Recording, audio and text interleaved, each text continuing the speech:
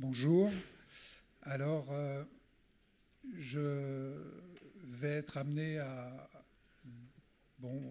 prononcer un discours un peu improvisé, dans le sens où j'ai été prévenu hier et invité hier à participer à ce colloque, et j'en remercie les jeunes psychiatres et addictologues de l'association. Je remplace au pied levé Philippe Guérard qui est malade et à qui je transmets tous mes voeux de bonne santé. Pour que des personnes peu habituées à parler et à s'exprimer en public puissent être entendues par des personnes peu habituées à écouter, c'est une devise d'advocacy et c'est une pensée que j'ai découverte lors de ma formation à l'université de Bobigny en tant que médiateur de santé pair et qui m'a beaucoup inspiré. Depuis la psychiatrie s'étant intéressée à moi en 2007, alors que j'avais déjà 38 ans, à mon tour, je me suis intéressé à la psychiatrie et aux mots qui sont utilisés. En fait, on va parler aujourd'hui beaucoup de patients. C'est un terme, moi, qui m'échappe un peu. C'est plutôt un adjectif. Et j'ai jamais été patient, en fait. Je préfère la terminologie de personne en soins. Ça me semble plus proche de la réalité. On va parler donc d'isolement, de contention. C'est des réalités qui m'ont été imposées dans mon parcours de soins à Paris. Du coup, ce sont des... Je voudrais qu'on puisse penser aux personnes qui, à l'heure actuelle, aujourd'hui, au moment où je parle, sont à l'isolement ou à la contention. Ce sont des réalités toujours présentes. Une autre phrase qui m'a interpellé, c'est primum non nocere. Ça fait partie des locutions latines que les jeunes médecins apprennent lors de leur formation. D'abord, ne pas nuire. C'est aussi une pensée qui aujourd'hui habite ma pratique. D'abord aux hôpitaux de Villévrard, puis maintenant aux hôpitaux Paris-Est Val-de-Marne, où j'exerce en fait depuis 5 ans une profession qui émerge, la pair-aidance et la médiation en santé pair. Ce que je voulais dire aussi, c'est que on parle d'évolution, on parle de révolution, on parle de partage de bonnes pratiques, c'est certain, mais il est important d'ouvrir encore plus l'espace de parole, de réflexion et d'action aux personnes concernées. C'est-à-dire que malgré toute la bonne volonté, malgré tout le talent, malgré toutes les bonnes intentions qui peuvent habiter les professionnels de la santé mentale, il y a un point de vue qui, historiquement, a toujours été dénié, ignoré, bafoué parfois, et qui me semble aujourd'hui important de réintégrer dans la réflexion. Je suis ici pour porter la voix de ceux qui n'ont pas de voix, ou peu de voix, et essayer de lutter contre un certain nombre d'injustices, parce qu'on ne va pas d'emblée arriver avec des solutions. On ne va pas d'emblée arriver à formuler les choses aussi bien que vous ne le formulez en tant que professionnel. On n'a pas l'expérience, on n'a pas forcément les mots pour décrire les réalités que l'on a traversées en tant que personne concernée. C'est une chose. Et puis, dans les parcours de soins, ce dont on a pu bénéficier et parfois souffrir. Voilà. Donc je conclurai en disant « rien sans nous, rien sur nous sans nous ». Voilà, je vous remercie.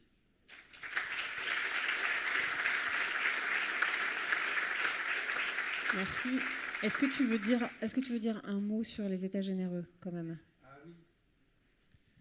Ah, bien sûr. Alors, mon engagement, en fait, je rencontrais une jeune infirmière à Agen la semaine dernière qui disait moi c'est mon travail, eux c'est leur vie.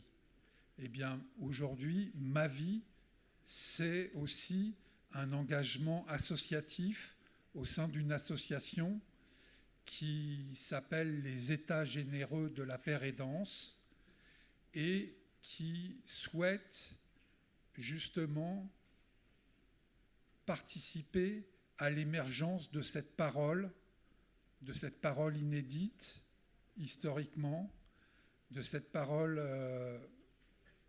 qui a besoin d'émerger, qui a besoin de se travailler.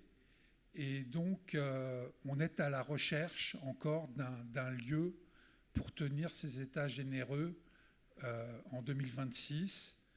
Et voilà, c'est un projet collectif, collégial, où nous inviterons évidemment des personnes habituées à parler qui viendront nous écouter, et puis aussi des proches aidants, des pères aidants et des personnes concernées. Merci. Merci. Donc il y avait le logo qui s'était affiché là-bas tout à l'heure, mais il a disparu. Enfin voilà, en tout cas il y avait le logo des États généreux. Merci beaucoup Jérôme pour ton partage d'expérience. C'est vrai que les pratiques d'isolement contention aujourd'hui, alors on sait que c'est des pratiques qui ne sont pas des pratiques de soins et qui concernent 10% des personnes hospitalisées en soins sans consentement pour la contention, 30% pour l'isolement, donc ça fait à peu près entre 8 et 10 000 personnes contenues, donc 3 fois plus pour des personnes isolées. C'est un questionnement qu'on a à la JPJA depuis la création de l'association. Quid de la place de ces pratiques ? Évidemment qu'aujourd'hui, on a, je pense, maturé aussi notre plaidoyer, et peut-être que vous avez lu la tribune qui est parue dans Le Monde, où aujourd'hui on est très au clair sur le fait qu'on souhaite que ces pratiques soient abolies. Alors évidemment qu'il faut un temps long, qu'il faut un plan d'accompagnement pour des alternatives. Néanmoins, on pense que c'est probablement la voie vers laquelle il faut aller, tenant compte des conséquences pour les personnes en soins, mais aussi, alors, au premier titre, mais aussi pour les professionnels de santé. Je vais tout de suite laisser la parole à Emmanuelle Raymond, présidente de l'UNAFAM. Emmanuelle, merci d'être ici. Alors, en fait, l'idée, c'est qu'on a préparé ensemble cette intervention et on vous a proposé de répondre à 2 questions. La première étant, quel est le point de vue de l'association, de l'organisation que vous représentez ici aujourd'hui, et quels sont les leviers que votre association, votre organisation identifie et peut mettre en action pour réduire et arrêter ces pratiques d'isolement contention.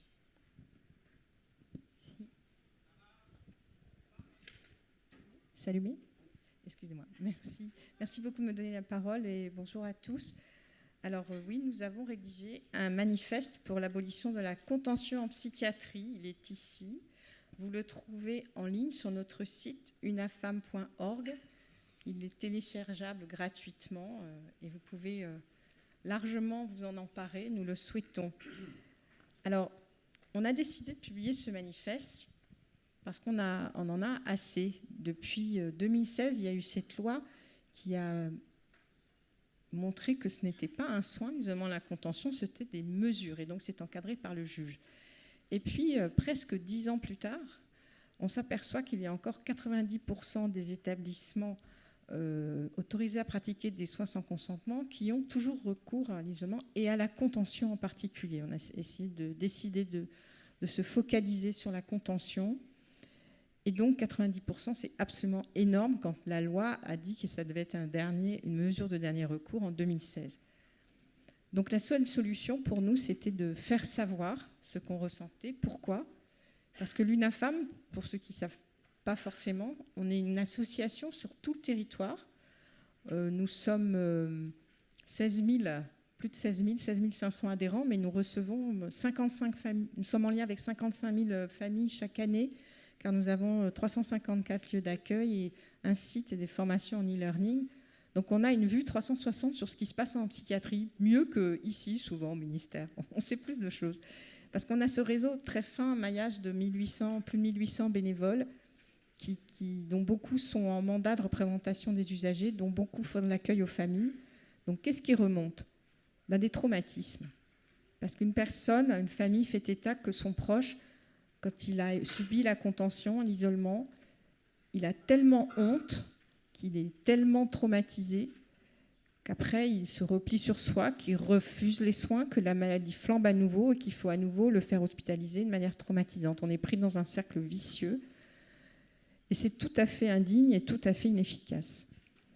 Donc, on se mobilise comment ? Alors, on a décidé, en premier lieu, d'alerter l'opinion publique. Donc, 11 juin dernier, parution de ce manifeste, en exclusivité dans le quotidien La Croix, et je dois dire que le quotidien a tout de suite accepté de le publier, et dépêche de l'AFP. Alors, je vais vous donner les deux derrière, les dessous des coulisses. L'AFP, j'ai pris près d'un déjeuner de 2 heures avec une journaliste de l'AFP pour essayer de la convaincre, qui ne voulait pas.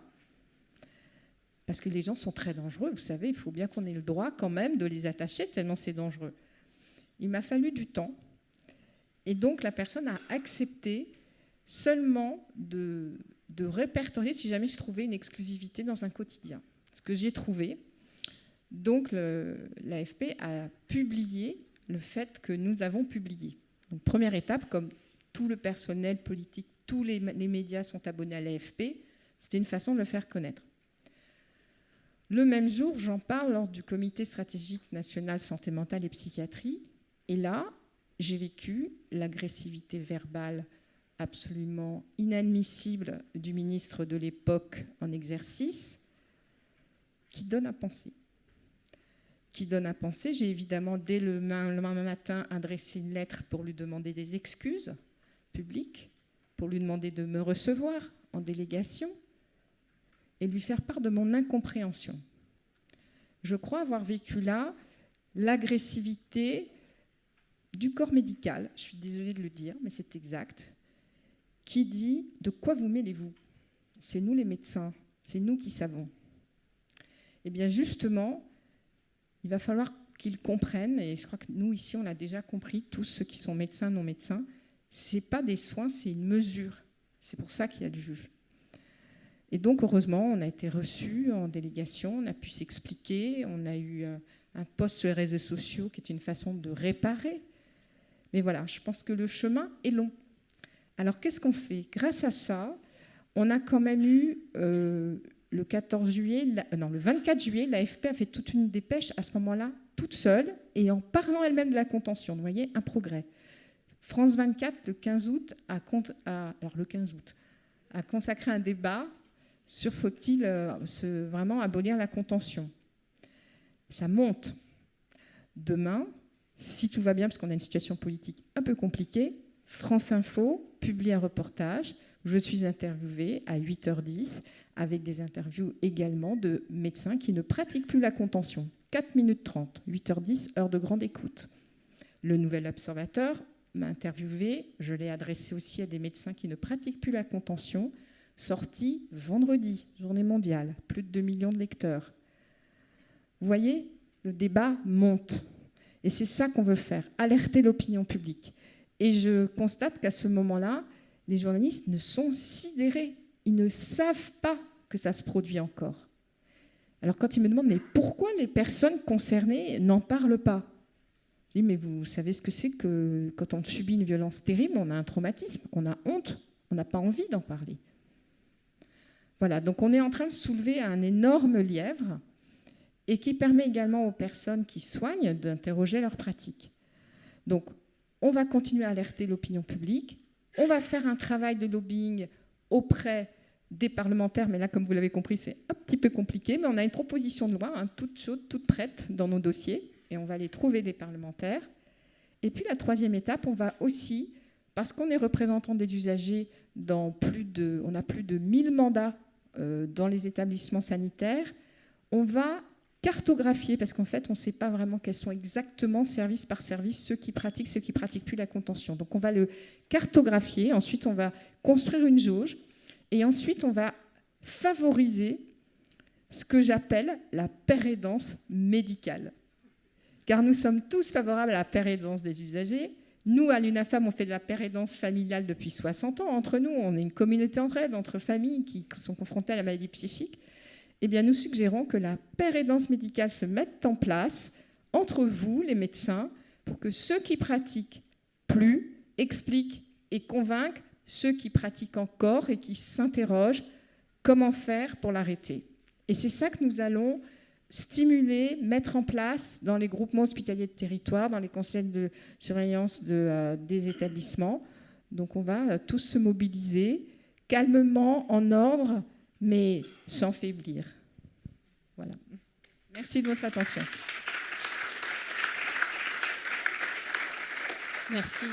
Merci beaucoup Emmanuelle. Merci aussi d'avoir respecté le timing serré. Ce que tu dis là, cette histoire de pérédance entre médecins, en fait, ça fait aussi écho, on va laisser la parole à Sébastien Saeta tout de suite pour Plaidcare, à ces représentations en fait, qui existent des services qui pratiquent l'isolement-contention vis-à-vis de ceux qui ne le pratiquent pas. Et donc, on sait que c'est un point de l'étude Plaidcare, donc peut-être que tu aborderas. Merci à toi et voilà, je fais la parole pour 8 minutes. Merci beaucoup pour l'organisation de cette table ronde et puis pour l'invitation. Alors oui, le point de vue là, que je vais vous exposer, c'est le point de vue d'un collectif de recherche composé de chercheurs infirmiers et de chercheurs en sciences sociales qui donc n'avaient pas forcément, n'ont pas forcément le même point de vue non plus sur la question.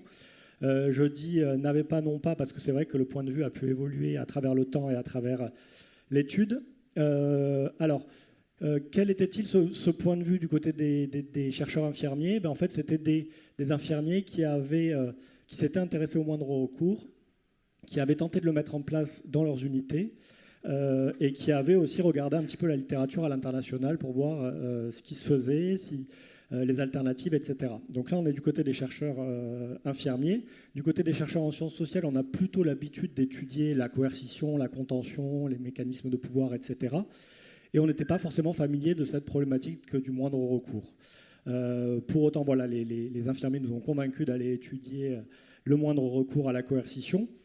Et pour nous, c'était une découverte. C'est vrai qu'on n'avait pas forcément en tête ces établissements que les infirmiers avaient bien repérés, des établissements qui, en France, recourent peu, voire ne recourent pas à l'isolement, à la contention. Et donc, nous, on a été un petit peu dans la peau du profane qui, effectivement, découvre qu'il y a des établissements en France qui, par exemple, ne font pas de contention. Et c'est vrai que, je pense, comme beaucoup de personnes, quand on a appris cela, on s'est dit « Ah, c'est quand même étonnant ». Et je me souviens, moi-même, lors d'une présentation du pôle 59G21, c'était en fait une rencontre qu'avaient organisée Jean-Paul Lanquetin et Loïc Rohr, les infirmiers du projet, pour amener le 59G21 à parler des pratiques de moindre recours, voire l'objectif zéro isolement.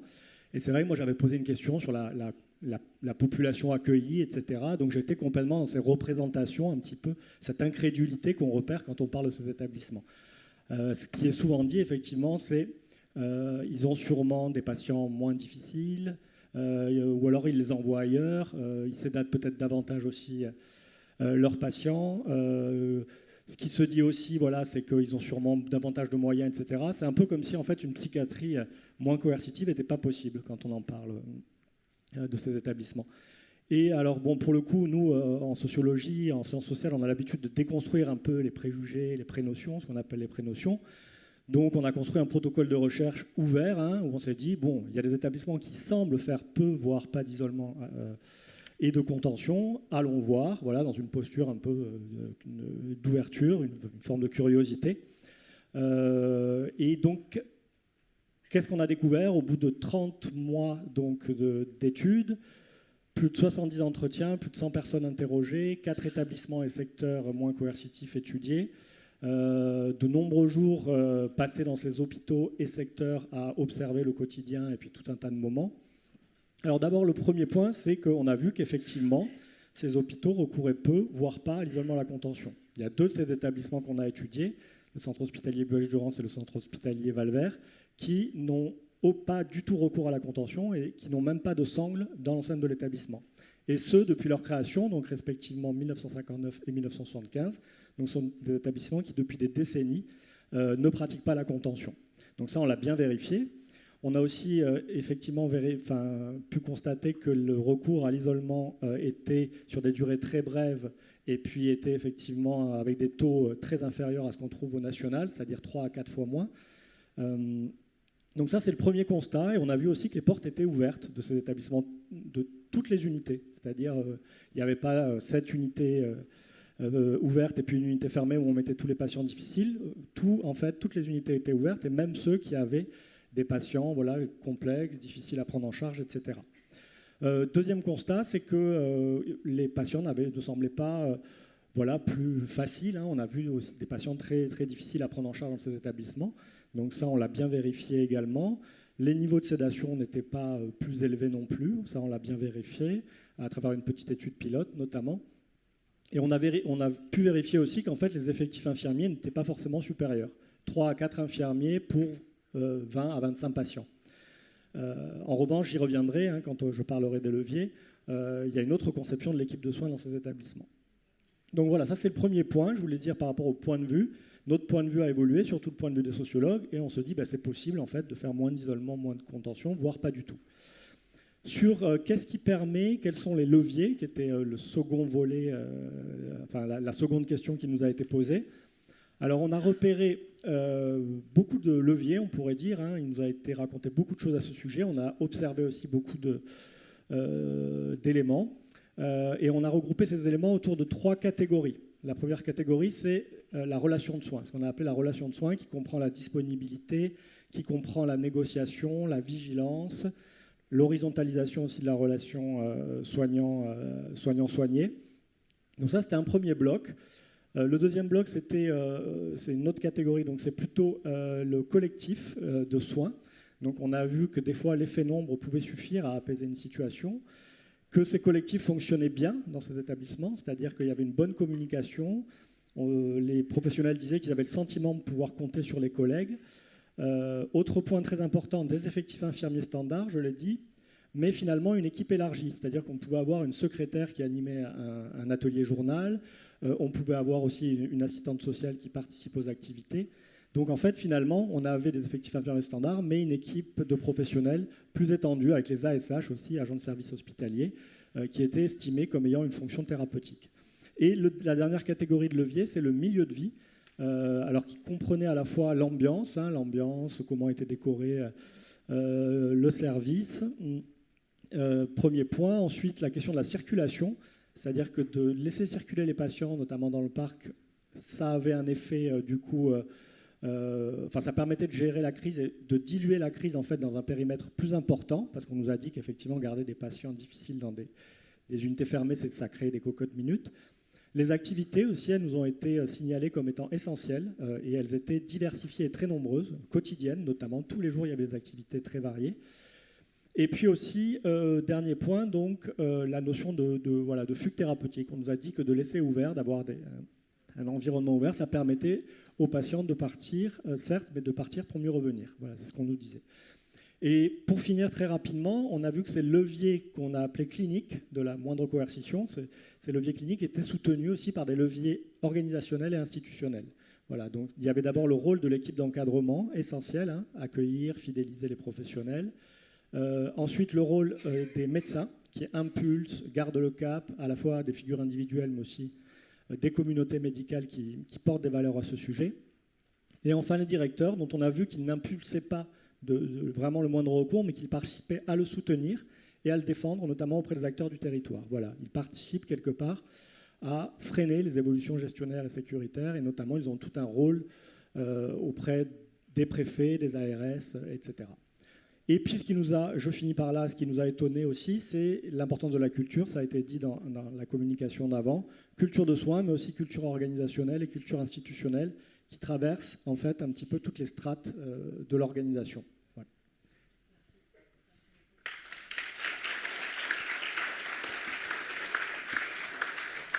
Donc on en revient exactement à cette histoire de culture collective, dont la contre-culture du risque qui est évoquée aussi dans Pledcare, hein, le fait de dire on prend ensemble des risques, mais qui sont des risques mesurés. Voilà, il n'y a pas d'inconséquence là-dedans.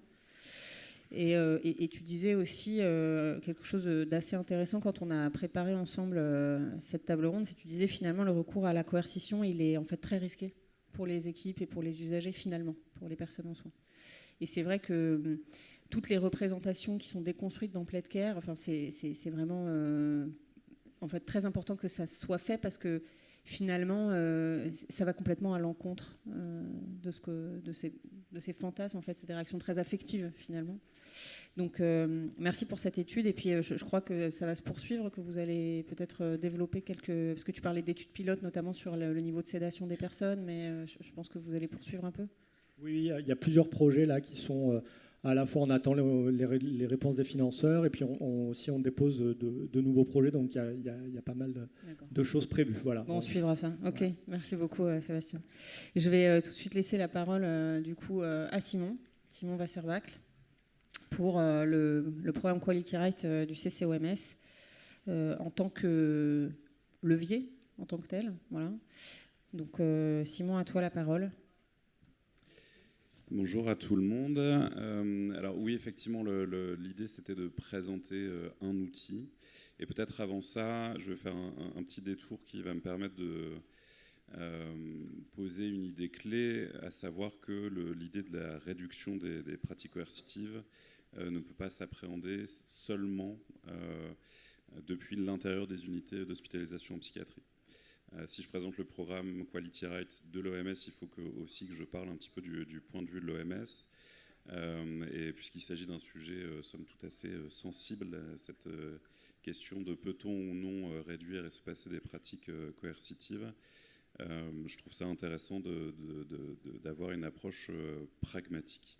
Quand on regarde les textes de l'OMS, on se rend compte que des idées qui peuvent paraître encore aujourd'hui peut-être révolutionnaires ne le sont pas tout à fait. Il y a des premiers textes de l'OMS depuis les années 70 où on retrouve déjà des idées clés comme la participation des personnes concernées, la proximité des lieux de vie et des lieux de soins, les soins de santé primaire, pour arriver jusqu'à la nécessaire approche intersectorielle. Alors, quand on a installé ce cadre de réflexion, on aborde un sujet qui peut apparaître technique, donc cette réduction des pratiques coercitives, isolement, contention. Ce qui, je trouve intéressant, l'OMS va proposer deux angles de données, celle de la littérature d'une part, et celle des pratiques innovantes, et ce, un petit peu partout dans le monde. Pour ce qui est de la littérature, évidemment, je n'aurai le temps de citer que quelques données, mais je vous invite évidemment à consulter les nombreuses ressources disponibles sur les sujets qui seront abordés dans la session de ce matin, mais plus largement sur les sujets qui sont couverts pendant les 2 journées. Donc, en quelques mots, cette littérature, elle nous dit qu'il n'y a pas de données scientifiques d'un apport thérapeutique des pratiques coercitives. A contrario, il y a des données très claires et très nombreuses sur l'impact physique, sur l'impact psychologique, sur les personnes usagères des services et c'est important de le rappeler, également sur les professionnels. Et qu'il y a des facteurs organisationnels qui sont au moins corrélés avec l'utilisation des pratiques, l'architecture, la formation initiale et continue des professionnels de santé, les alternatives disponibles, par exemple les initiatives post-occurrence, l'importance du suivi des chiffres. Voilà, c'est des sujets qui vont être couverts par d'autres personnes ce matin. Pour ce qui est de l'aspect du partage d'expériences au niveau international, qui à mon sens est vraiment un levier indispensable, puisqu'il peut se jouer à tous les niveaux, entre les États, entre les décideurs politiques. Il y a eu cette année, en 2025, des événements marquants au niveau de l'Assemblée générale des Nations Unies à New York, un 6e sommet mondial ministériel sur la santé mentale, ce qui permet quand même aussi d'influencer à haut niveau nos décideurs politiques. Et ça peut se jouer aussi, bien sûr, au niveau de la coopération hospitalière, entre les professionnels, au niveau des personnes concernées, la société civile, etc. Donc l'OMS propose ici une approche qui est très pragmatique, de repérage, de donner de la visibilité, finalement, à des exemples de pratiques innovantes sur l'entièreté des parcours de soins, dans des unités de crise, dans des secteurs de psychiatrie, etc.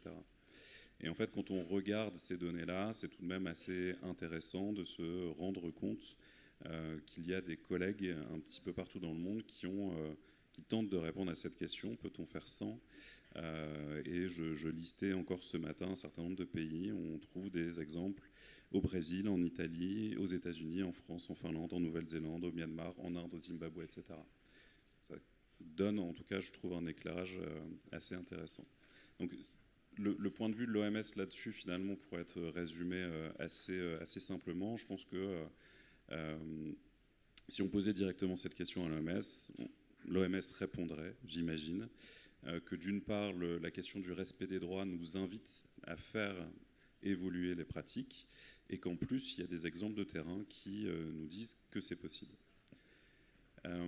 Sur la deuxième partie du comment, et c'est extrêmement important, je crois que ça a été dit en introduction de la journée, je crois qu'on n'a plus trop le temps de se poser cette question du pourquoi.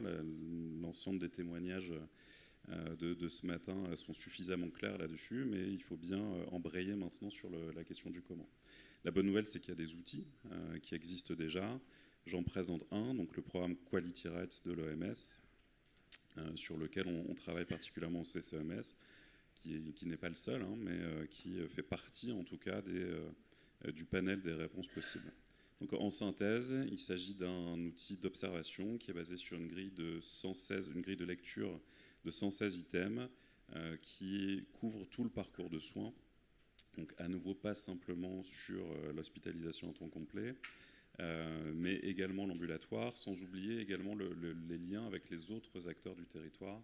Et c'est extrêmement important, à mon sens, d'avoir une vision systémique de l'entièreté du parcours de soins, ce qui déborde très largement, bien entendu et bien heureusement, les secteurs de psychiatrie. Donc c'est un outil qui n'est pas centré uniquement, vous l'aurez compris, sur les pratiques d'isolement-contention. Ça couvre 5 grandes thématiques.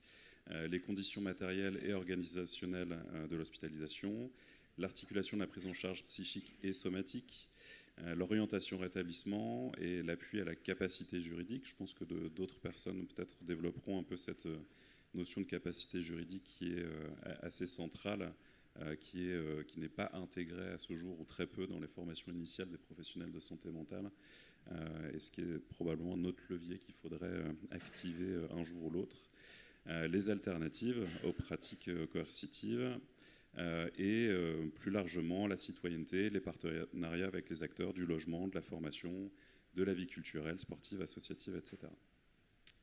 Donc il faut imaginer qu'une équipe d'observateurs de 8 personnes qui va être présente en immersion pendant 2 jours dans un secteur de psychiatrie, 3 jours sur site au total, et la construction d'une séquence qui va durer globalement 1 an avec une équipe volontaire. Donc je souligne, c'est une démarche volontaire des équipes qui font appel au CCEMS, qui sont déjà dans une réflexion sur l'évolution de leurs pratiques et qui souhaitent disposer d'un appui et d'un accompagnement.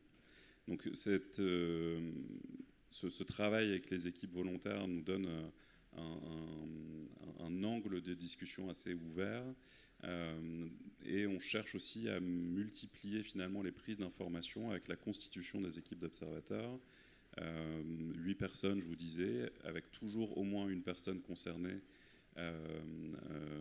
usagère ou ancienne usagère des services, suffisamment rétablie pour venir s'intégrer à la démarche d'observation, une personne aidante familiale.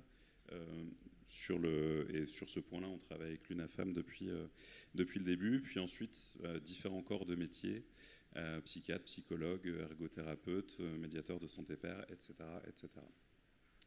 L'idée, en fait, c'est de proposer un document de travail aux équipes dans lequel on va expliciter tout ce qui a pu être observé avec cette fameuse grille de lecture. Donc 116 items, ça veut dire 116 sujets de discussion. On utilise pas mal de verbatim également, donc des extraits anonymisés des entretiens, parce qu'on s'est rendu compte que c'était finalement le matériel le plus efficace finalement pour créer la réflexion, et des pistes d'action extrêmement concrètes auxquelles on adosse des outils. Encore une fois, quand vous regardez, et c'est tout de même une bonne nouvelle, il y a beaucoup de ressources qui existent sur le sujet. Je vais conclure. L'idée globalement, et j'aurai pas le temps de vous lire quelques verbatim, mais on retrouve cette idée de possibilité de changement, ce qui est intéressant, et dans les propos des personnes concernées qui ont été exposées à ces pratiques coercitives, et dans les propos des professionnels qui ont été, je vais utiliser le même mot, elles-mêmes exposées à ces pratiques. Donc, en conclusion, et peut-être en une simple phrase, si je résume tout mon propos, on a des données de la littérature, l'utilisation de l'angle du respect des droits comme prisme de lecture ne doit pas être vécu comme une contrainte, sans mauvais jeu de mots à nouveau, mais comme une source d'inspiration. Et semble-t-il, avec les quelques années de recul qu'on a sur le terrain, les professionnels eux-mêmes en témoignent. Je finirai là-dessus, ça me semble vraiment important, sur cette... encore une fois, c'est les discussions avec les personnes concernées et les professionnels qui nous ont permis de formuler plus clairement cela. La question du respect des droits ne doit pas opposer finalement les personnes concernées et les professionnels, au contraire. Pour moi, c'est vraiment un lieu de rencontre, de discussion et d'inspiration pour trouver des solutions concrètes et permettre l'accompagnement au changement des pratiques.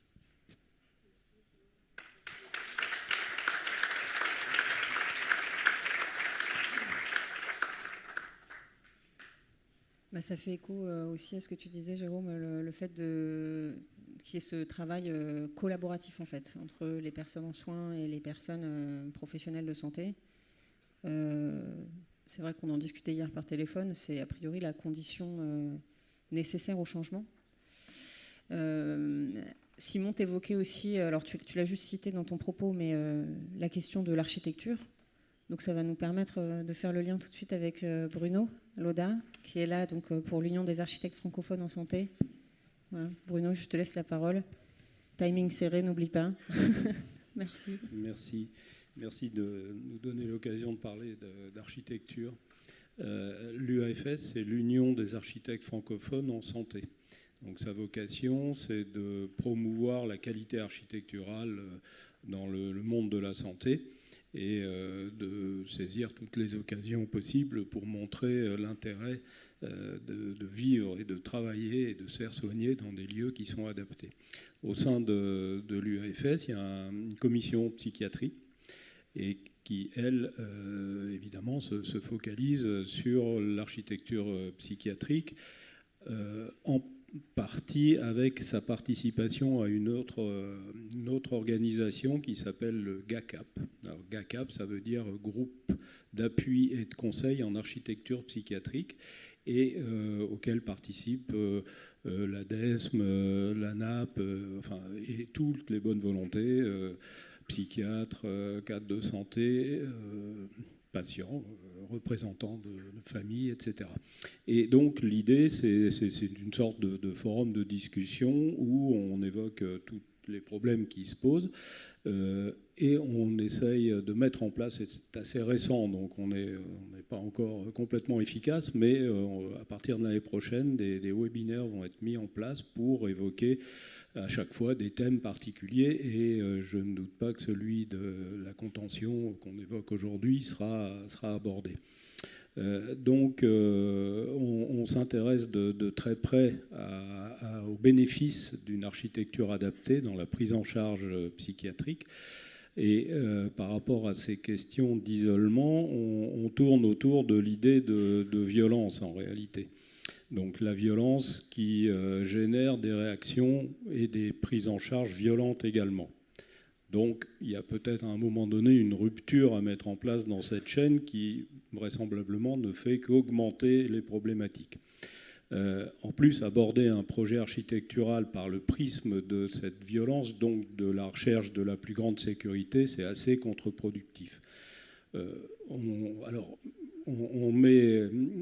peut définir des leviers qui sont en partie ceux qu'on nous demande d'intégrer dans les projets, qui sont la chambre d'isolement, en se demandant, et c'est, je pense, le sujet d'aujourd'hui, si c'est bien utile.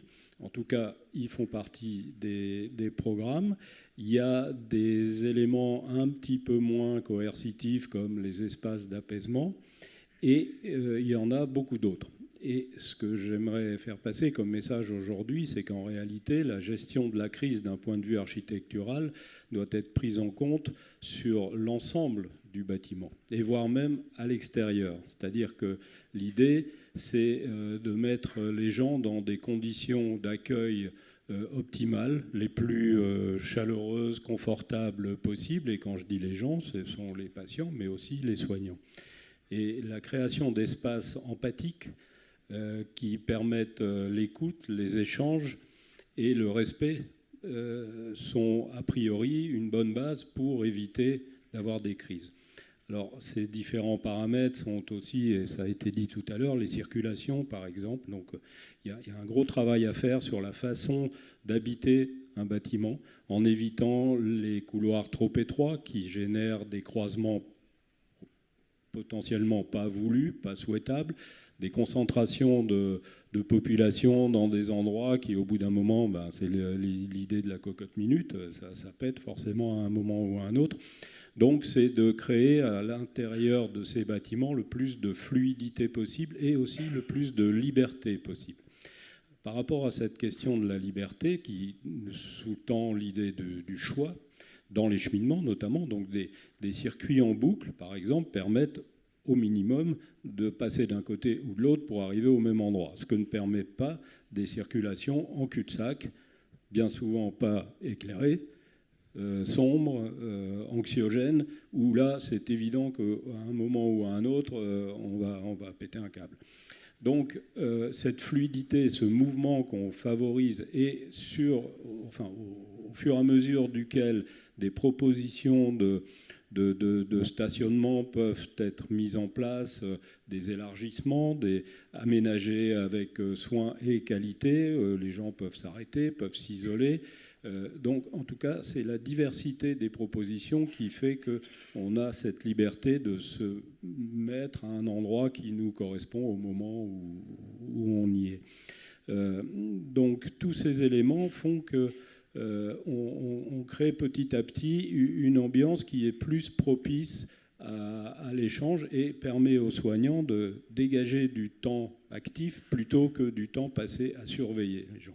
Alors, dans ces organisations, évidemment, les soignants n'ont pas la vision permanente sur les patients, puisque, en tout cas, en plan, ça apparaît comme des choses un peu complexes, alors qu'en réalité, c'est très simple d'utilisation, mais ça change un petit peu des structures que, j'espère, il y en a de moins en moins comme ça, mais des structures un peu asilaires où l'idée, c'est de contrôler tout le temps tout le monde. Alors, je pense que lâcher un peu les baskets des soignants par les patients de temps en temps, ça peut contribuer à atténuer l'effet de pression qu'ils peuvent ressentir, mais c'est aussi lié à cette peur de ne pas voir ce qui se passe. Donc si l'architecture peut prendre à sa charge une partie de la surveillance, qui n'en est plus une, qui est simplement de l'accueil, et de l'accueil bienveillant, eh bien, il y a beaucoup moins de problèmes de sécurité. Je pense que ça n'existe pas, mais il serait intéressant de pouvoir évaluer dans quelle proportion les manifestations violentes sont générées par la pathologie et par les contraintes liées au lieu. Les contraintes domestiques. Par exemple, il y a un jardin. Quand il y en a, c'est déjà bien, mais quand la porte est ouverte, c'est mieux. Ce n'est pas toujours le cas. Donc, si on voit ce jardin, qu'on ne peut pas y aller, il faut demander à quelqu'un d'ouvrir la porte. Bon, je pense que dans certaines circonstances, c'est un facteur qui peut générer de la violence. C'est un exemple, mais il y en a plein. Donc, alors, c'est pas théorique. Nous, les architectes, on manipule un peu de théorie au départ, mais c'est pas ce qui nous intéresse. Ce qui nous intéresse, c'est de construire des choses qui durent et, si possible, éviter de nuire, c'est la moindre des choses, comme ça a été dit. Donc, voilà, j'espère vous avoir convaincu de s'intéresser à l'architecture.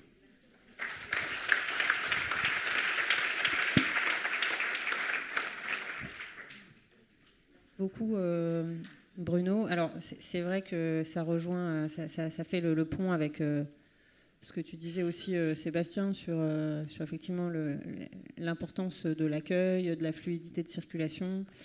Et puis là, Bruno, tu posais la question de finalement quelle est la part de parfois des manifestations d'agitation ou de violence qui sont liées en fait aux conditions d'hospitalisation versus aux troubles même. Et globalement, enfin, beaucoup de situations sont liées finalement aux conditions d'hospitalisation.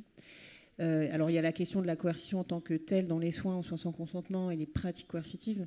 C'est vrai qu'il y a aussi toutes les micro-coercitions. Tu parles de fermer la porte du jardin, mais c'est aussi le nombre de cigarettes qu'on donne, le pyjama, les appels téléphoniques, etc., etc. Donc je vais laisser la parole tout de suite à André Ferragne, qui du coup nous fait le plaisir d'être là pour remplacer Dominique, qui a eu un impératif de dernière minute. Mais donc je vous laisse la parole, André, en tant que secrétaire général du CGLPL. Merci beaucoup. Merci Marine. Un mot pour présenter le contrôleur général des lieux de privation de liberté, qui se présente usuellement sous le nom que je viens de citer, qui est le nom qu'on porte en France, mais qui appartient à une catégorie reconnue par le droit international, dont le nom n'est pas indifférent dans un contexte comme le nôtre aujourd'hui. Ça s'appelle un mécanisme national de prévention de la torture et autres traitements cruels, inhumains et dégradants. Et c'est donc à ce titre que la loi française nous a donné compétence pour le contrôle des établissements accueillant des patients en soins sans consentement, bien que notre compétence s'exerce de manière plus générale sur des lieux de privation de liberté d'une autre nature, on va dire de la gamme plus sécuritaire.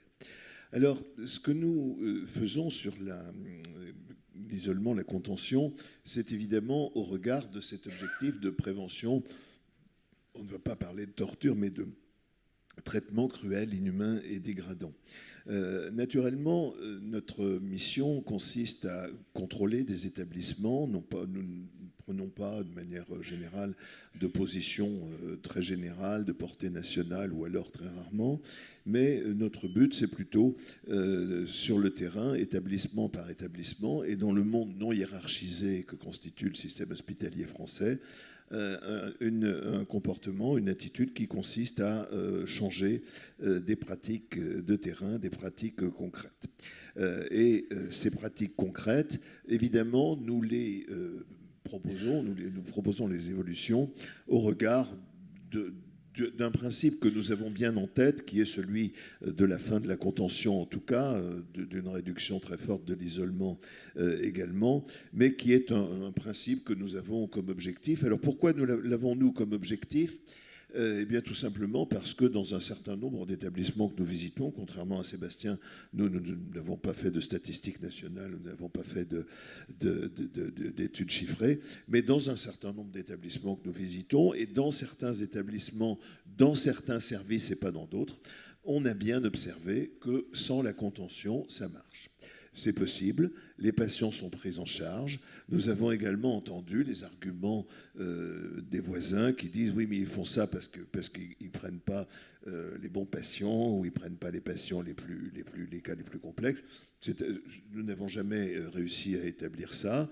Rien ne montre qu'il y a une sélection de patients avant de choisir si l'on pratique ou si l'on ne pratique pas isolement et contention. Donc, ayant cette idée générale en ligne de mire, évidemment, le CGLPL s'est fixé quelques priorités sur ce sujet. Première priorité, c'est évidemment de réduire les abus manifestes, parce que autant 90% des établissements pratiquent la contention, ce qui est fâcheux et tout à fait excessif, mais ils ne la pratiquent pas tous de la même manière et surtout avec le même dosage. Il y a des abus manifestes qui sont d'abord des abus quantitatifs.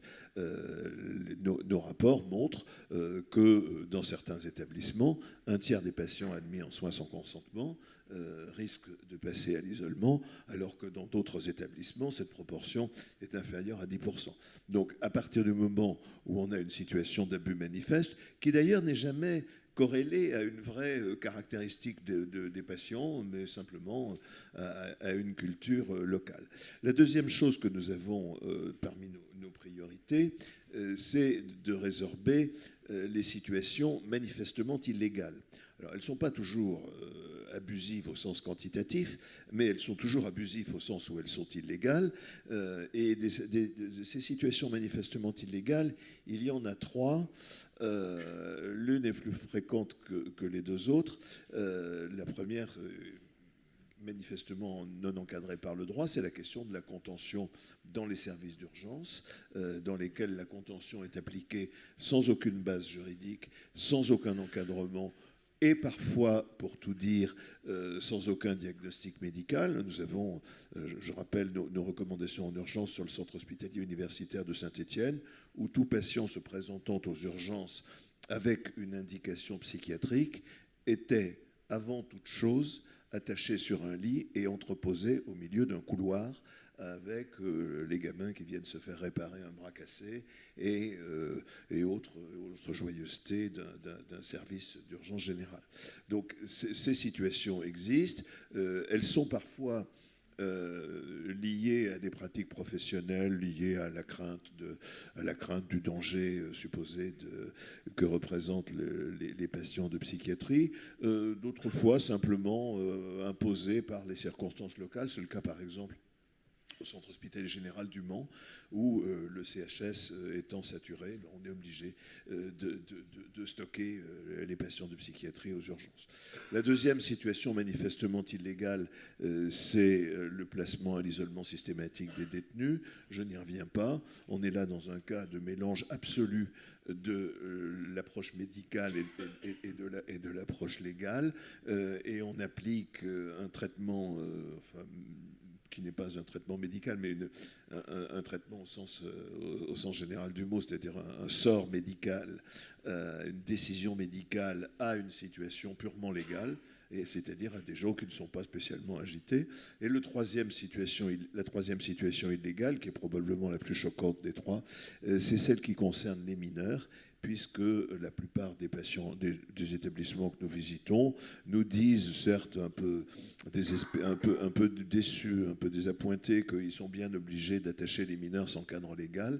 Et du coup, attachant les mineurs sans cadre légal, on en profite pour ne pas présenter la mesure au juge. Et donc, tout ça fait partie des mesures abusives. Et puis alors après, évidemment, la troisième priorité du CGLPL, c'est de réduire, s'il le faut, et d'améliorer les conditions dans lesquelles les mesures sont prises, parce que les conditions peuvent être parfois extrêmement indignes, extrêmement dégradantes, pour tout dire, extrêmement violentes, avec les conséquences qui ont été déjà décrites, sur lesquelles je ne reviendrai pas. Donc voilà comment nous approchons l'isolement et la contention. Dans les cas les plus manifestes, l'action du CGLPL peut être assez violente, si j'ai bien compris les services qui en dont était l'objet, mais violente, elle est aussi fructueuse, puisque nous avons quelques exemples d'hôpitaux qui, après le passage du CGLPL, ont changé leur pratique absolument du tout au tout. Le premier d'entre eux étant le centre psychothérapique de l'Ain, bien connu pour ça, mais c'est arrivé récemment au centre hospitalier de Lens aussi, où à la suite d'un texte public assez violent du CGLPL, l'établissement a pris en main ces pratiques, les a profondément modifiées, et d'ailleurs en pratiquant de la pérédance recommandée par l'UNAFAM, puisqu'ils sont allés, l'équipe de Lens est allée prendre des leçons auprès d'une autre équipe, qui est celle du centre hospitalier de Landerneau, qui avait été signalée par le CGLPL comme faiblement contraignant. Alors, quels sont les leviers de notre point de vue? Comme vous avez compris, nous considérons que les leviers, c'est d'abord l'initiative des équipes locales. J'étais très satisfait d'entendre ce qui vous a été exposé sur Dijon tout à l'heure. C'est un excellent exemple de situation dans lesquelles l'initiative des équipes locales permet de faire évoluer les choses. Et cette initiative des équipes locales, elle repose sur une prise de conscience. Et cette prise de conscience, je crois que un peu le panel que nous représentons tous ici sur cette table ronde, chacun y contribue à sa place. Il y a de l'observation, il y a de l'ouverture, il y a de la pluridisciplinarité, il y a un certain nombre d'acteurs qui interviennent pour observer les situations, pour les dénoncer. Nous le faisons, nous, avec une certaine force quand c'est nécessaire, mais de manière assez rare, puisque nous n'allons que rarement dans les établissements. D'autres le font au quotidien. Voilà. Mais en tout cas, toutes ces initiatives sont des initiatives fructueuses et qui, aujourd'hui, sur le terrain, portent leurs fruits. J'y insiste, on peut toujours penser que ça ne va pas assez vite.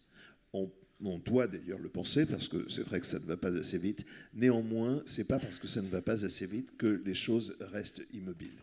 Je vous ai cité des exemples de mutations tout à fait considérables. Il y a des exemples plus modestes dans beaucoup d'hôpitaux où nous voyons d'une visite à l'autre que les pratiques d'isolement et de contention se sont résorbées, que certains services, pas tous les services de l'hôpital, mais certains services ont renoncé à la contention.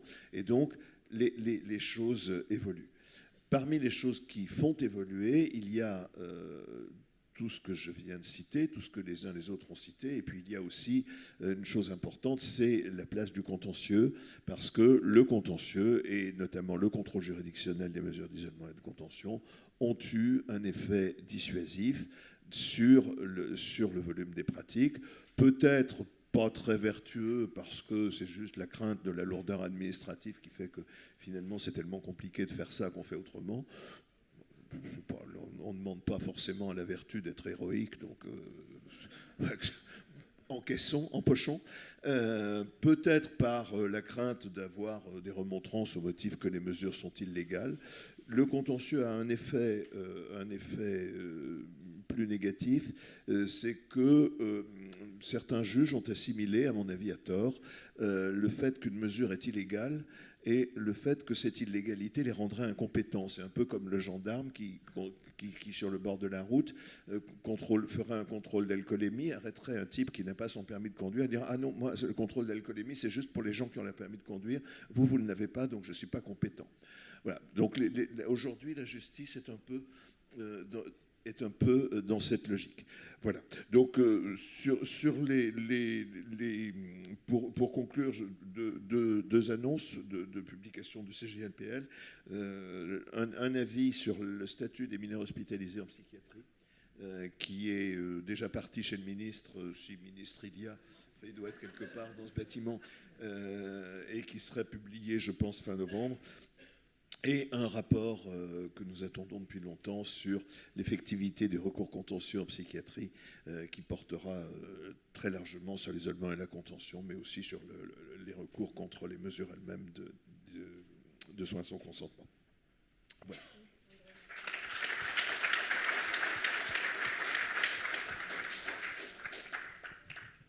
Je pense que l'enchaînement est parfait. avec vous, Maître Maillet, Raphaël, avocat, bâtonnier de Versailles, bâtonnier du barreau de Versailles. On va vous laisser la parole du coup pour parler de votre intérêt sur les questions de droit et de santé mentale, qui n'est pas nouveau, d'après ce que vous nous avez dit. Voilà. Je vous laisse la parole pour votre temps. Non, effectivement. Alors, merci de m'avoir invité pour les 10 ans de l'Association des jeunes psychiatres, jeunes addictologues. Moi qui ne suis ni psychiatre ni addictologue et puis qui suis jeune depuis beaucoup plus longtemps que la plupart d'entre vous, c'est un vrai plaisir. Et c'est les 200 ans également du barreau de Versailles, donc on est un peu plus ancien. Et alors, il y a un point commun, c'est que le thème de notre rentrée, c'était révolution ou évolution au singulier. C'était la seule petite différence, mais le R était aussi entre parenthèses. Tout ça pour vous dire que le barreau de Versailles, c'est 750 avocats en exercice. Parmi ces 750 avocats, depuis 2011, un groupe a été créé d'environ un peu moins de 50 avocats qui s'occupent de droit de la santé mentale. Autant vous dire que quand ça a été créé en 2011, on était le seul barreau à se positionner sur ce terrain. Et eh bien, on a été relativement pionnier. Sur le thème particulier de l'isolement en contention, on s'est emparé de cette question de l'isolement et contention depuis 2016. On s'en est emparé collectivement. Et finalement, pour la petite histoire, comment est né le contrôle juridictionnel de l'isolement et de la contention, des mesures d'isolement et de contention? C'est parce que les avocats du barreau de Versailles contestaient systématiquement, pratiquement, les mesures d'isolement et de contention devant le juge des libertés de la détention. Et que la Cour de cassation nous ayant donné tort, ça nous a permis de saisir le Conseil constitutionnel et d'aboutir à une loi qui a imposé le contrôle juridictionnel en 2 temps, en 2020-2021. Pour la toute petite histoire, le Conseil constitutionnel, en mai 2020, c'était la première audience après la levée du confinement. Et ça restera pour moi un souvenir impérissable. Alors, il y avait 2 questions qui étaient quelle position et quel levier. Alors, en fait, les 2 questions renferment une seule et même réponse, qui est faire respecter les droits et faire avancer le droit. Faire avancer le droit, c'est effectivement par les recours. Les recours, notamment avec cette arme. Je ne vais pas dire que c'est l'arme du pauvre, mais c'est une arme extrêmement efficace avec peu de moyens, qui est la question prioritaire de constitutionnalité, qui nous a permis de faire avancer les droits et de faire que le juge contrôle systématiquement maintenant les mesures d'isolement et de contention, ce qui a eu 2 effets collatéraux. Le premier effet collatéral, dont vous n'avez sans doute absolument aucune conscience, c'est que le sujet du droit de la santé mentale a infusé les professions du droit, ce qui n'était pas le cas. C'est-à-dire qu'aujourd'hui, revient de manière récurrente dans les revues juridiques, dans Dalloz Actualité, qui est un peu la revue la plus lue, eh bien, revient régulièrement la question du droit de la santé mentale, du droit des personnes qui sont à l'isolement ou sous contention. Alors, comment faire évoluer? Effectivement, nous avons posé différentes questions prioritaires de constitutionnalité, et il y a l'évolution, le rôle collectif de l'ordre des avocats et le rôle individuel du quotidien des avocats. Je crois qu'au titre du rôle collectif de l'ordre des avocats, eh bien, c'est aussi d'intervenir dans ces questions prioritaires de constitutionnalité. Nous avons eu le plaisir, et nous étions accompagnés par Maëva Musso, d'ailleurs, au mois de mars dernier, devant le Conseil constitutionnel, à nouveau pour la 4e question prioritaire de constitutionnalité en matière d'isolement et de contention. Il s'agissait de faire que les personnes qui font l'objet d'une mesure de protection, que leur tuteur ou leur curateur soient systématiquement informés, ce qui n'est pas rien, du fait qu'elles soient maintenues ou placées ou maintenues sous contention ou à l'isolement. Nous avons aussi, à titre collectif, décidé récemment, et ça fait écho à ce que vient de dire André Ferragne, d'un recours devant la Cour européenne des droits de l'homme. Alors le recours, il est déjà fait, c'est l'intervention volontaire du barreau de Versailles sur la question de la contention avant, en dehors des mesures de soins sans consentement. avec deux angles qui sont aujourd'hui très importants. La contention dans les services d'urgence, la contention et pour les mineurs. Effectivement, là, pour les mineurs, c'est une question où le droit doit absolument évoluer, puisque aujourd'hui, l'isolement et la contention sont pratiqués, alors que dans la quasi-totalité des cas, sauf dans l'hypothèse où les mineurs sont placés sur décision du préfet, ce qui est vraiment... Nous, j'ai regardé statistiquement, et je crois que c'est 5 dans l'année sur un département comme le département des Yvelines qui compte 1 500 000 habitants, donc c'est pratiquement rien. Donc, faire évoluer le droit sur le terrain du droit des mineurs, notamment en faisant respecter le principe selon lequel un mineur ne peut pas être placé sous contention ou à l'isolement. C'est aussi obtenir, et là on a travaillé sur cette question, et on a été aussi le premier barreau à obtenir la communication des rapports annuels isolement-contention. Et autant vous dire, pour ceux qui ne connaissent pas le département des Yvelines, c'est un tort, c'est un très beau département. Il n'y a pas que Versailles d'ailleurs, c'est vraiment un très beau département. Et il y a 7 établissements de santé mentale sur le département des Yvelines. Et on a demandé la communication des rapports depuis 2020. C'est-à-dire depuis a commencé à entrer en vigueur la question du contrôle juridictionnel systématique. On a demandé et on a obtenu, on a été le premier ordre des avocats à obtenir que les rapports nous soient communiqués. On a obtenu deux avis de la CADA en avril-mai 2023, sur le fondement desquels l'ordre des avocats a le droit d'obtenir cette communication. C'est extrêmement important parce que ça nous permet de comparer les établissements. Et ça nous permet par exemple de savoir que sur le département des Yvelines, on a un établissement où le taux de recours à l'isolement est de 70%. Donc ce qui est bien évidemment, on peut comparer avec les moyennes nationales et c'est donc très important. Dernier point sur l'investissement des avocats et la formation des avocats. On assure la formation des avocats non seulement sur le barreau des Yvelines, mais sur toute la France. Et une de mes consoeurs qui pratique très régulièrement la matière, là, en ce moment-là, aurait adoré être avec vous, mais elle est à Bordeaux pour former les avocats sur la question, aujourd'hui, isolement-contention. C'est vous dire qu'on a cette question particulièrement à cœur. Les avocats du barreau de Versailles, pour vous donner un chiffre, ont obtenu en 2024 un taux de levée des mesures d'isolement et de contention de 28%. Et on observe au travers des rapports annuels qui nous sont communiqués plusieurs tendances lourdes.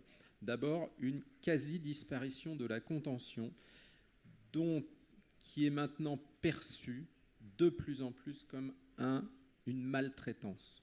Et ce qui est une véritable, là je dis le mot révolution, puisque ça n'était pas du tout perçu comme ça par certains magistrats. Et aujourd'hui, ça montre qu'on peut se passer de la contention, effectivement.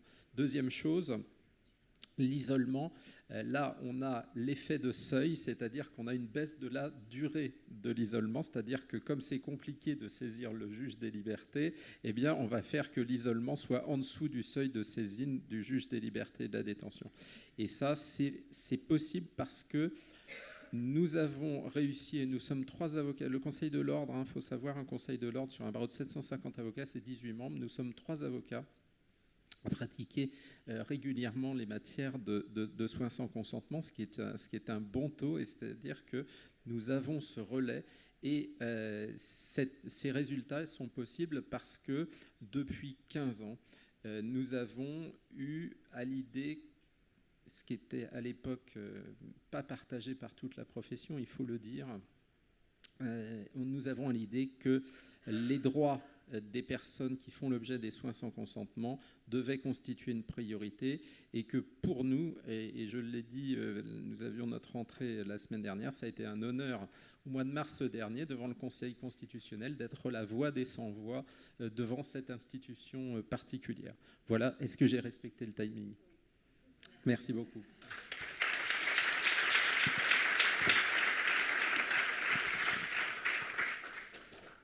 Merci. Stéphanie Boulet. pour l'association Advocacy France. Voilà, je te laisse la parole. On va évidemment déborder. Tu prends les 8 minutes. Vas-y. Merci beaucoup. Je t'en prie, merci d'être là. Surtout parce qu'il y a la pause après, vous savez. Alors, j'ai préparé une petite présentation avec des photos pour vous réveiller justement avant la pause. Je commence en remerciant chaleureusement l'Association des jeunes psychiatres et des jeunes addictologues pour leur invitation. 10 ans, difficile à croire, c'est très très important cette association qui mérite vraiment soutien et financement supérieur. J'ai appris récemment que jeune ne veut pas forcément dire jeune en âge, mais jeune dans la profession.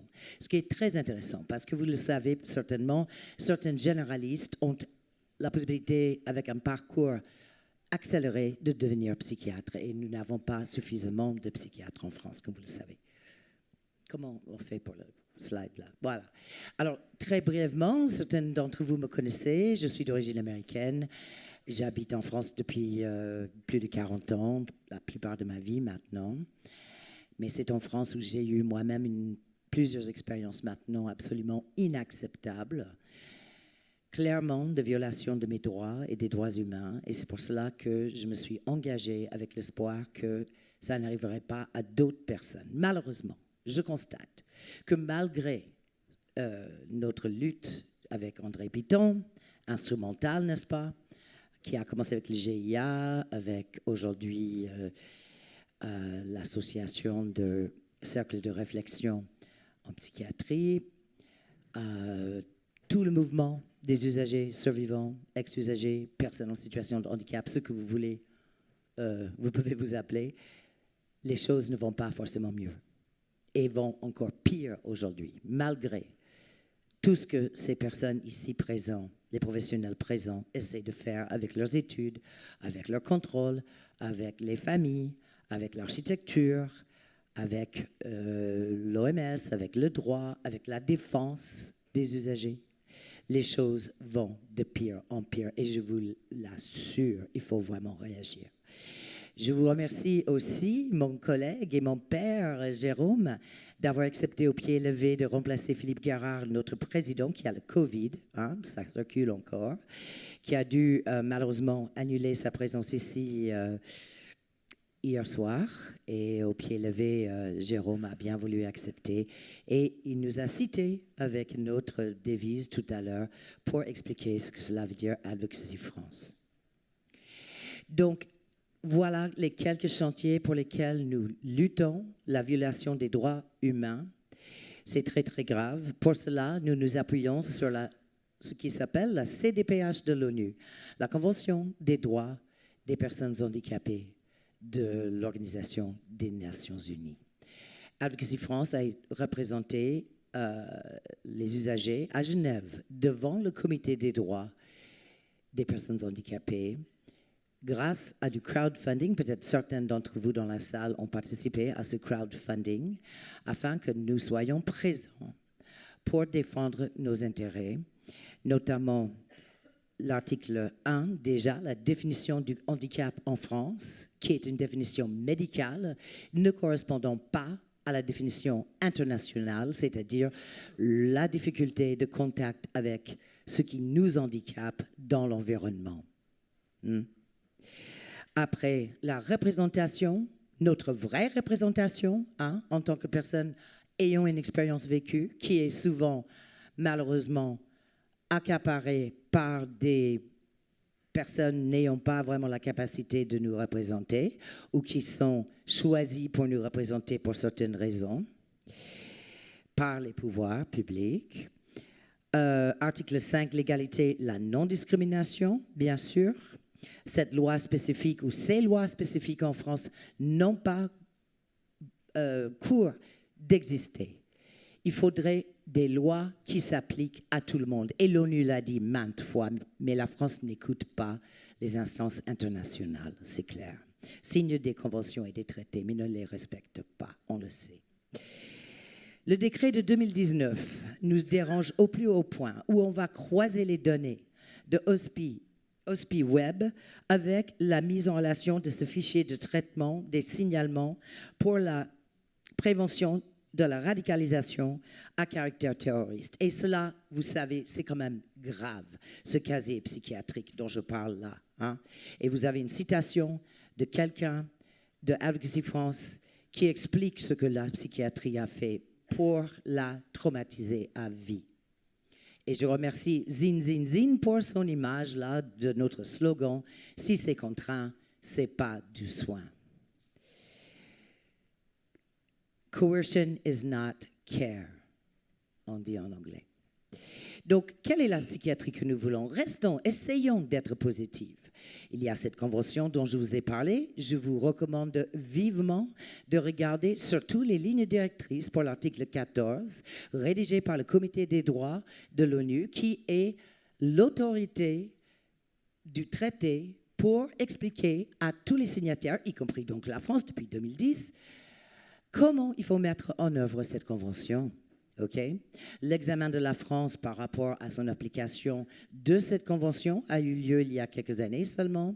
Nous avons les recommandations, nous avons les conclusions de ce comité avec lesquelles on a été en étroit contact pendant toute cette période. Et je peux vous dire que l'hypocrisie des autorités a été bien vue par les membres de l'ONU. La plupart des membres de ce comité des droits de l'ONU sont eux-mêmes en situation de handicap, y compris handicap intellectuel. C'est vrai, il faut les connaître, vous pouvez voir toutes leurs photos, tout est transparent, vous pouvez voir beaucoup de choses intéressantes. J'ai été récemment élu membre du conseil d'administration du Forum européen des personnes handicapées, qui s'appelle EDF, mais ce n'est pas EDF ici en France, c'est le European Disability Forum. C'est une grande ONG à Bruxelles qui est exclusivement, comme toutes les associations que je représente, financée par des cotisations et des dons de ses membres et des subventions des pouvoirs publics.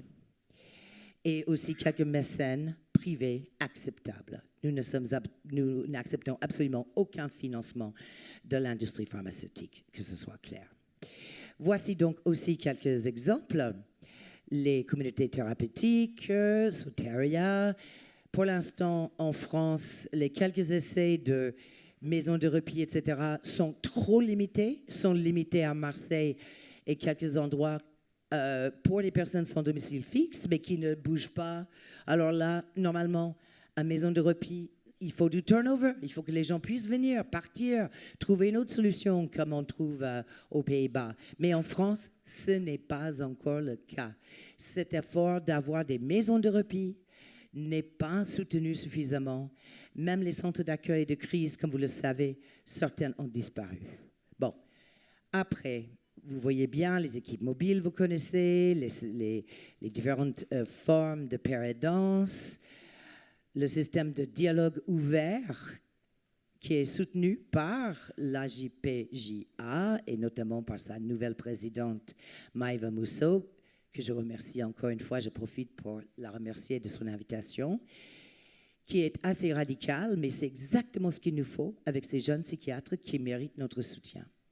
Ensuite, les lignes directrices sur la santé mentale, les droits humains et la législation et tout ce que peut faire l'Organisation mondiale de la santé, l'OMS, ici représentée par Simon Wasserbach, qui est à l'oreille du ministère. À Lille, le CCOMS, centre collaborateur de l'OMS. Il faut savoir qu'il y a des centres collaborateurs de l'OMS dans le monde entier, consacrés à différentes maladies. Non pas seulement la santé mentale et la formation et la recherche en santé mentale, mais aussi en diabétologie, cardiologie, cancer, etc., etc. Nous avons de la chance à Lille d'avoir ce centre collaborateur de l'OMS. Aude Carrier, à présent, travaillait précédemment avec eux, qui travaille aujourd'hui avec la Psycom, qui est aussi très important au niveau de l'information. Et je vous recommande tous ces documents intéressants de l'OMS. Il y a une formation gratuite en ligne pour avoir la possibilité de participer à ce programme Quality Rights qui est instrumental si on veut changer les choses dans les établissements.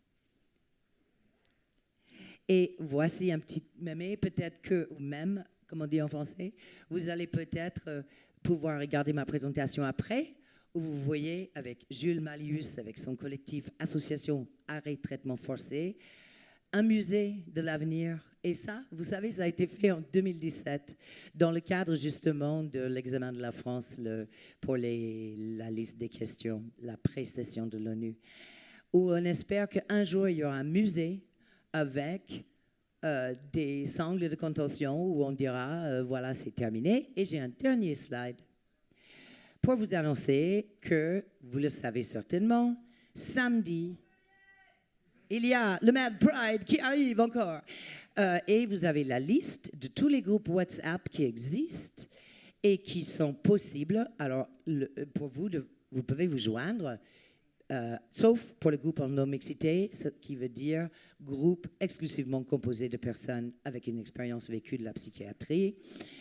Donc, vous avez 5 villes samedi qui vont défiler, qui vont donc célébrer Mad Pride. Father Pride, bien sûr, à Marseille, le Sud, il faut qu'ils fassent les choses un peu différemment. Et donc, ça sera dimanche. Hein, mais c'est comme ça, vous pouvez faire une de ces villes-là et puis descendre à Marseille et participer dimanche aussi. Et je voulais profiter pour remercier très, très vivement Joanne Sidawi, qui pourtant a été hospitalisée en psychiatrie cette année, qui était l'instigateur, après Advocacy France en 2014 et 2015, de ce renouvellement de Mad Pride et qui a fait un travail extraordinaire. Vous voyez toute la France, des milliers d'usagers et des professionnels aussi, qui sont mobilisés pour marcher et pour défendre nos droits. Je reste à votre disposition pour toute question. Merci beaucoup.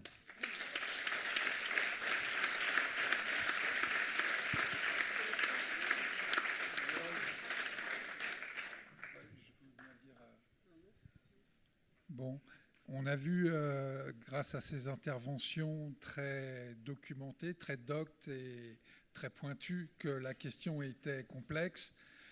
Moi, je rappellerai qu'il y a un point de vue, qui a besoin d'être étayé et développé. C'est celui des personnes en soins.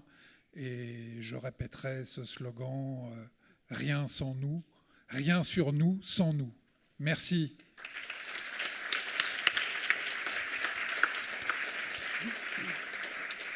Donc, à cette heure, 2 possibilités s'offrent à nous. Soit la pause, soit quelques questions. Sinon, les questions à la pause. Ça fait 3 solutions, en fait. Peut-être qu'on peut faire les questions pendant la pause, si ça vous va. Du coup, on se laisse un quart d'heure. Max. On reprend à 30 pétantes. Merci beaucoup. Et merci à tous les intervenants de cette table ronde, évidemment. Merci beaucoup.